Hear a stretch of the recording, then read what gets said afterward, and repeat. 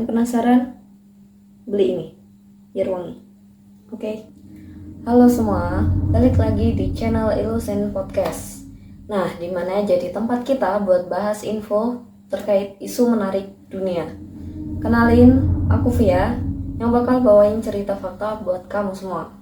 Kalau di minggu kemarin kita udah bahas terkait ritual dan fasilitas, kali ini di episode ini jadi episode terakhir buat bahas klub Bohemian. Masuk ke segmen pertama. Jadi, klub Bohemian ini memperkerjakan mantan personel militer untuk membantu mengamankan wilayah atau area tersebut. Mereka ini menggunakan peralatan keamanan kelas atas seperti kamera termal, penglihatan malam, detektor gerakan, dan sistem alarm penginderaan getaran. Tingkat keamanan ini tuh ditingkatkan ketika anggota berada di lokasi tersebut atau selama upacara itu dilakukan. Tapi ada beberapa sekelompok orang yang berhasil masuk dan melihat langsung acara tersebut. Nah, beberapa di antaranya ini berhasil mendokumentasikan terkait acaranya. Yang pertama, ini ada di musim panas 1980 oleh Rick Loger yang masuk ke groove dengan bantuan seorang karyawan. Rick Loger ini masuk dan menyamar sebagai pekerja di sana. Usahanya itu membuahkan hasil, yaitu berupa majalah pertama yang melaporkan mengenai groove yang terbit di Mother Jones edisi tahun 1981 di Agustus.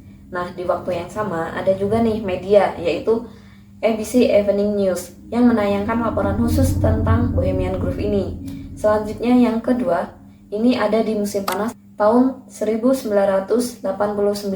Nah, penulis majalah Spy, Bill Weiss, menghabiskan waktu 7 hari di camp dengan menyamar sebagai tamu, yang kemudian menghasilkan artikelnya di bulan November tahun 1989 dengan judul Inside the Bohemian Groove.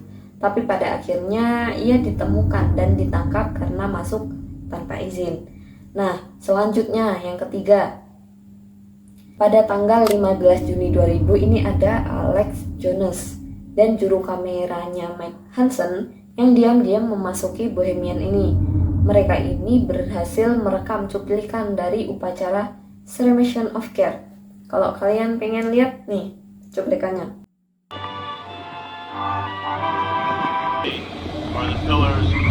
Jones menyatakan itu adalah ritual pengorbanan.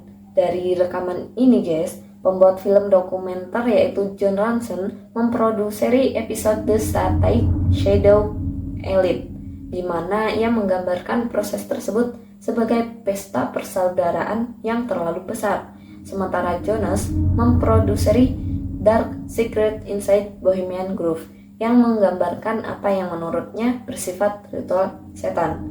Nah, yang keempat, ada penyusupan terakhir nih di tanggal 19 Januari 2002, yaitu dari Richard McCaslin yang berusia 37 tahun.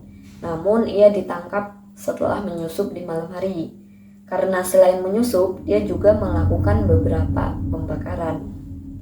Mungkin itu yang buat klub ini itu terekspos media.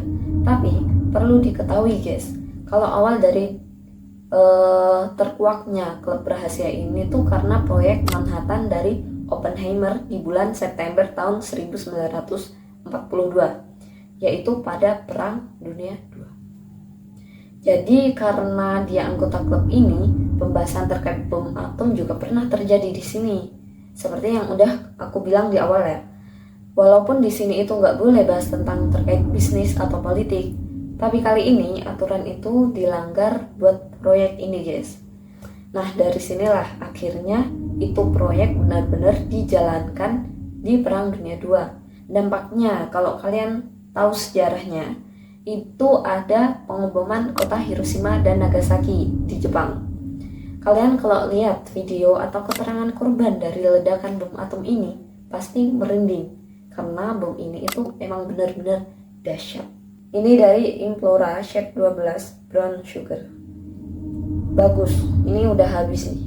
Aku aja mau beli lagi. Kalau kalian mau, check out ya.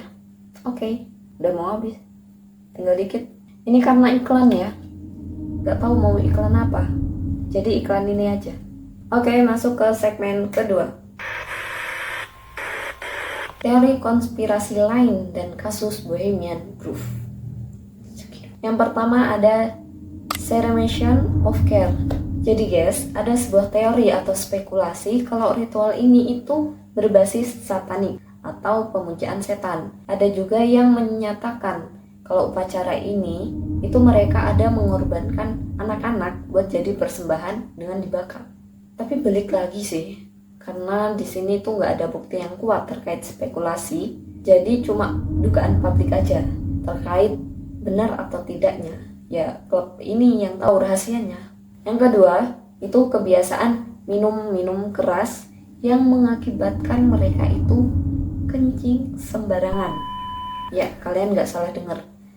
Jadi, waktu acara pertemuan di dalam hutan ini, mereka itu bakal sembarangan buat kencing, guys. Entah karena mabuk atau karena kebiasaan. Atau karena nggak ada perempuannya ya. Jadi mereka asal-asalan gitu. Kalau menurut kalian kayak mana? Yang ketiga, itu ada telanjang bulat di malam hari. Jadi, ada teori yang mengatakan kalau mereka di sana itu sangat-sangat bebas sampai telanjang. Karena hal ini cuma spekulasi, jadi kebenarannya ini pun nggak bisa terkonfirmasi begitu. Kalau nggak mereka sendiri yang mengatakan atau membocorkan rahasianya. Yang keempat, terakhir, yang mungkin nggak kalian sangka. Ini ada satu pernyataan dari anggota klub ini sendiri, yaitu Presiden Amerika sendiri, guys, Richard Nixon. Di tanggal 13 Mei 1971, itu sedikit membocorkan tentang aktivitas Bohemian Grove. Nah, dalam penuturannya tersebut, Presiden ini tuh kayak nggak begitu menyukai dan menjuluki klub ini itu faggy, alias gay banget. Gimana nih? Kalau dari pernyataan ini, besar kemungkinan itu sebuah kebenaran. Kalau sebagian dari mereka itu gay. Tapi gimana kalau menurut kalian? Sependapat atau tidak? Nah, yang terakhir ada kasus Bohemian Grove. Ada beberapa kasus hukum nih dari klub ini. Yang pertama, itu ada pekerjaan perempuan. Di tahun 1978, klub Bohemian ini didakwa melakukan diskriminasi oleh Departemen Ketenagakerjaan dan Perumahan yang Adil California atas penolakannya untuk memperkerjakan karyawan perempuan. Namun di bulan Januari tahun 1981, seorang hakim hukum administrasi ini mengeluarkan keputusan untuk mendukung praktik klub ini, guys. Tapi akhirnya keputusan hakim tersebut dibatalkan oleh Komisi Ketenagakerjaan dan Perumahan Negara yang Adil pada 17 Oktober 1981 yang memerintahkan klub ini untuk segera merekrut dan memperkerjakan perempuan sebagai karyawan. Tapi guys, klub ini kemudian mengadakan petisi banding buat masalah ini. Dan kemudian mereka lah yang memenangkan kasus ini. Jadi sampai sekarang pekerja perempuan ya tetap nggak ada. Lanjut kasus kedua, yaitu kasus penebangan pohon. Jadi karena anggota semakin banyak, pastikan butuh tempat yang lebih luas kan, buat camp atau buat area fasilitas yang lain. Nah, penebangan ini itu juga udah dilakukan di tahun 1984. Kemudian di tahun 2007, Dewan Klub Bohemian ini itu meminta izin untuk memperluas penebangan hutan, guys, dengan alasan buat menghindari potensi dari kebakaran. Tetapi hal ini itu nggak disepakati oleh Departemen Perikanan dan Marga Satwa California. Mereka ini menyarankan agar pohon ini itu menjadi tempat atau rumah buat satwa lain. Kalau dipikir-pikir, ya benar sih, nggak salah. Karena alasan ini tuh yang nggak masuk akal. Nah, Berkeley mengatakan bahwa kayu sequoia ini tidak terlalu mudah terbakar. Dan ini jelas merupakan proyek penebangan, bukan proyek untuk mengurangi bahaya kebakaran. Nah guys, sekian buat cerita Bohemian Grove ini. Akhirnya udah tamat, udah selesai. Menurut kalian kayak mana nih? Kisah atau teori dari kasus klub Bohemian ini? Adakah konspirasi lain di balik klub ini? Atau teori spekulasi tadi emang beneran terjadi dan ada, guys? Ya karena itulah klubnya rahasia, jadi kita nggak tahu pasti kebenarannya itu kayak mana. Jadi sekian buat episode kali ini. Makasih buat kalian yang udah mau dengerin, udah nonton, dan makasih atas waktunya. Jangan lupa like, comment, and subscribe. Aku Via, pamit undur diri. See you next time. Bye.